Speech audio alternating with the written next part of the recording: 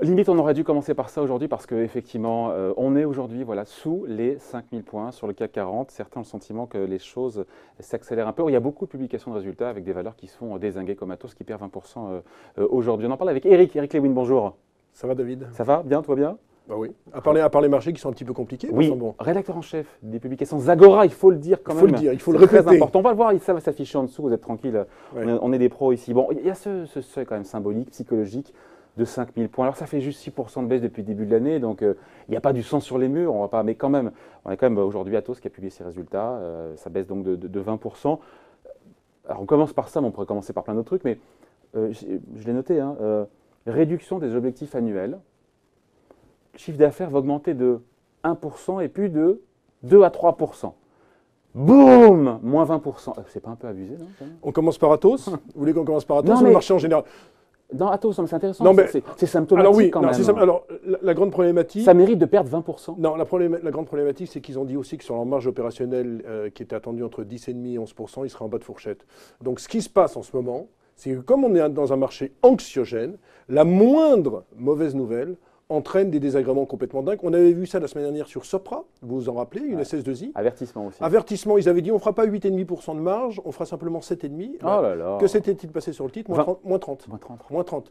Donc, et là, c'est la même chose sur Atos. C'est-à-dire que Atos, c'est une société qui a déçu quand même depuis ses dernières publications. Alors, Atos, ils font quoi, on rappelle Atos? Bon, SS2I, spécialisé notamment en cybersécurité, infrastructure. Bon, ils ont une petite déception sur le trimestre sur l'infrastructure. Alors, c'est pas dramatique, mais ça s'ajoute à beaucoup d'événements, comme notamment Accenture, qui au début du mois d'octobre avait dit attention, il y aura de la croissance, mais de la croissance peut-être un peu moins forte parce qu'on souffre dans le secteur bancaire. Donc, vous avez tout ce secteur informatique qui souffre beaucoup en ce moment. C'est un secteur qui avait beaucoup performé. Donc, Atos, c'est vrai. Ça mérite ou pas de perdre 20%? Mais non, mais on est dans un climat anxiogène. Si vous voulez, dans un climat où il n'y a pas trop d'inquiétude macroéconomique, on ne perd pas 20%. Mais là, vous avez pêle-mêle le problème avec Khashoggi, l'Arabie Saoudite, la Turquie et les États-Unis. Et pour ceux qui débarquent, qui étaient dans un bunker, on a tous suivi évidemment que alors c'est un journaliste C'était un journaliste anti-saoudien, anti-autorité saoudienne, qui travaille pour le Washington Post, qui était réfugié aux États-Unis, qui s'est retrouvé dans le consulat saoudien en Turquie et qui a été découpé à la machette. Et donc ça remet complètement en cause la volonté de MBS. Quel rapport avec les marchés? L'Arabie Saoudite, c'est le premier producteur de pétrole. Ah ouais, c'est donc ça. Oui, non, mais bon. Ils vont le rester, je vous rassure, ils vont le rester.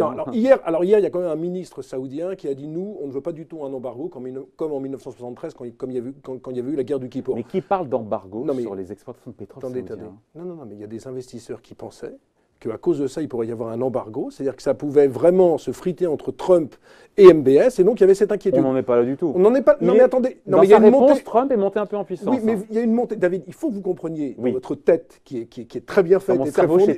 Non, j'ai pas dit ça. Que c'est la montée des sentiments anxiogènes. Vous avez le budget italien entre la Commission et l'Italie. Ils ont dit quoi les Italiens?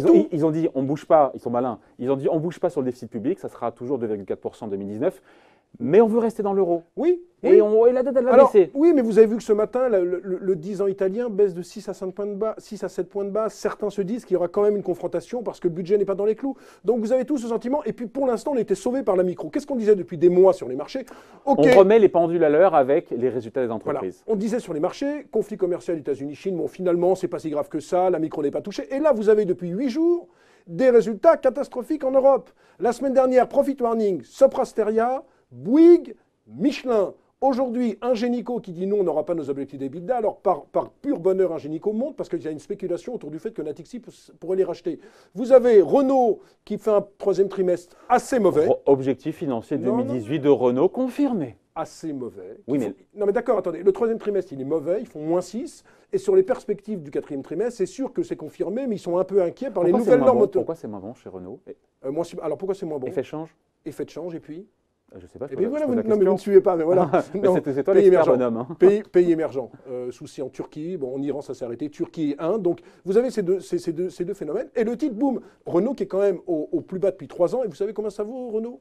PER de 4. Donc, un type normal achète du Renault. Ratio cours sur bénéfice par action. Un type normal achète du Renault, mais on est dans un tel sentiment d'angoisse que la moindre mauvaise nouvelle, c'est catastrophique. Et la semaine dernière, par exemple, si on revient brièvement sur les résultats, les seules bonnes nouvelles, c'était sur des dossiers complètement laissés de côté. Carrefour qui fait mieux en termes de croissance, et Publicis qui revient à la croissance organique, mais qui sont des titres qui depuis 3 ans n'ont strictement rien fait. Ils sont même en forte baisse. Donc ce que j'ai envie de vous dire, c'est que là, on a le sentiment que même des très bonnes nouvelles, Essilor ce matin c'était meilleur que prévu en croissance organique, Essilor gagne 1%. C'est-à-dire que même les très bonnes nouvelles en ce moment. Gagner 1% quand le marché baisse de 1,5, oui, c'est déjà une prouesse. Oui, mais ça veut dire que ça ne fait rien. Ça veut dire que maintenant, la moindre déception, on a pareil dans le travail temporaire Randstad qui dit attention, c'est toujours délicat en France et en Allemagne. Le titre est en forte baisse. Vous avez AMS qui est un semi-conducteur autrichien côté à Zurich qui ce matin dit attention, il y a un ralentissement sur la fin de l'année, on fera moins bien en marge, moins 40% sur le titre. Donc la microéconomique ne soutient plus. Et en zone euro, pardon Eric, mais aux États-Unis, qu'est-ce que j'ai vu? J'ai vu que sur les 20% des boîtes qui ont publié leurs résultats, 85%, ils ont fait mieux. Alors oui, alors vous savez ce qu'ils disent. Donc il y a une dichotomie. Ce qu'on se dit aux États-Unis, premier trimestre plus 27% bénéfices par action, deuxième trimestre plus 27, troisième plus 21, on est à un pic. C'est-à-dire que les Américains se disent on est à un pic, c'est-à-dire que même s'ils annoncent des bonnes nouvelles, le futur ne sera pas bon, le futur peut être déceptif. Pas aussi bon. Oui, mais vous savez, quand vous faites plus 27, plus 27, plus 21, plus 15, c'est moins bon et donc on vend les actions. C'est très compliqué à comprendre pour les investisseurs particuliers qui ne sont pas au fait des marchés de toutes les subtilités, mais le problématique, c'est que si vous avez un ralentissement tendanciel de la croissance, mécaniquement, les valeurs ont tendance à baisser. Et c'est ce qui se dit aux États-Unis. C'est pour ça que même avec des bons résultats des banques, comme on a pu le voir depuis le début du mois, vous avez des indices américains sous pression. Alors maintenant, que faut-il faire sur les actions? Une fois qu'on a dit tout ça, on est bien gentil, on commente l'actualité et tout. Mais non, mais est-ce que là, il y a ce cap, 5000 points, on est juste en dessous? C'est quoi? Il y a une force de rappel parce qu'on Renault PER de 4, mais c'est débile, quoi. Faudra en acheter, faudrait se ruer, faudrait s'endetter pour en acheter. C'est plus bas depuis 3 ans. Vous avez envie d'acheter du Renault avec la conjoncture actuelle, si on se donne 10 ans devant soi, on se dit que c'est pas con. Keynes disait à long terme, nous sommes tous morts, donc on ne sait pas où on sera dans 10 ans. J'espère qu'on sera tous les deux vivants. Mais ce que je veux dire par là, c'est que Renault, quand vous regardez le secteur, il y a quand même conflit commercial Chine-États-Unis, il y a quand même les nouvelles normes d'homologation sur lesquelles je ne vais pas revenir, sinon il faudrait une émission. Bref, il y a beaucoup d'incertitudes. Donc c'est vrai que le titre n'est pas cher. Atos à 69 €, c'est pas cher, ça fait moins 45% depuis un an. Est-ce que vous avez envie d'acheter de l'Atos avec une pression vendeuse? Vous avez vu aujourd'hui le volume sur Atos, c'est monstrueux. Il y a beaucoup de vendeurs. Donc moi, ce que j'ai envie de dire, contrariant. Il faut pas, pour gagner du fric en bourse, il ne faut pas être contrariant, non? Si, mais vous savez qu'à 80 €, tout le monde disait sur Atos, il faut être contrariant. À 100 €, c'était la même chose. Valeo, qui n'a pas dit, moi le premier, à 35 €, il faut acheter du Valeo, on vaut 29. En ce moment, on est dans une grosse période d'incertitude. Moi, j'avais dit la semaine dernière, vous m'aviez dit Lewin devient négatif.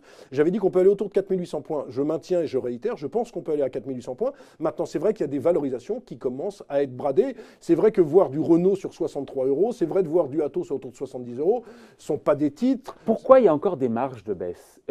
Au-delà de la psychologie, de la peur qui peut s'emparer, il n'y a pas de panique encore. Ça baisse sérieusement, ça corrige.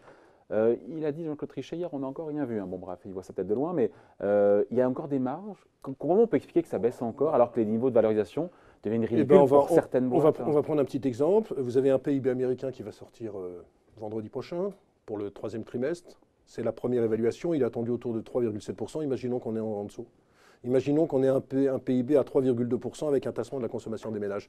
Les marchés américains peuvent rebaisser. Les marchés américains, il y a la marge de baisse. Alors à Paris, on n'est pas très cher, ça vaut entre 11 et 12 fois les bénéfices, c'est pas très cher. Mais 11-12, on ferme ses yeux et on achète. Aux États-Unis, ça vaut entre 16 et 17. Et si vous avez un pain aux États-Unis, si vous avez des mauvais chiffres, si on se rend compte que finalement le conflit commercial commence à toucher les boîtes américaines, si Apple fait dans ses prochaines publications... On entend quelque chose dans la bouche des dirigeants américains de dire... Oui.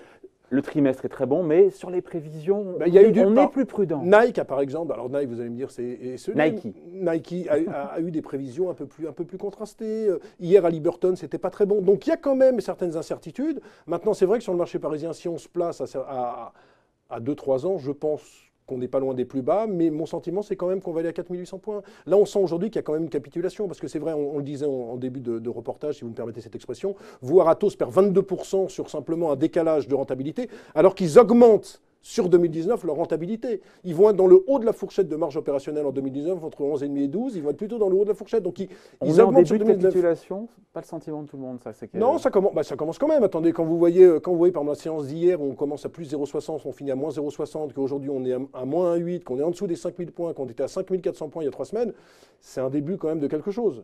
Qui peut s'accélérer, qui peut s'accélérer, mais à la limite, plus on sera vite sur les 4750, plus on rebondira rapidement. Plus on rebondira, et plus ça sera sain que d'être dans des séances où on perd 0,50. Mais en réalité, à part sur les small où c'est vraiment un crack puisqu'on perd 18% depuis le début de l'année, ça reste contenu quand même sur le CAC 40. Mais C'est oui. moins 6. Moins 6, on va pas s'exciter quand même. Non C'est pas tough, sauf qu'il y a quand même beaucoup de sorties de gérants. On pourrait aussi faire un reportage. Les gérants ont beaucoup de rachats en ce moment. C'est-à-dire qu'il y a beaucoup de gérants qui sont obligés de liquider leur position parce que les clients veulent récupérer notamment dans le monde sous. des mid, notamment dans le monde des mid caps, et c'est pour ça qu'on assiste à cette forte baisse. Et puis dernière chose, toutes les icônes du mois dernier sont vendues. Hein. Sur le luxe, ça n'arrive pas du tout à remonter. Sur l'aéronautique, c'est vendu. Les banques non plus. En fait, il n'y a plus de relais. Il n'y a plus de relais sur le marché. Ce qu'on avait il y a quelques semaines avec le luxe, l'aéronautique, il n'y a plus rien. C'est-à-dire qu'on vend tout.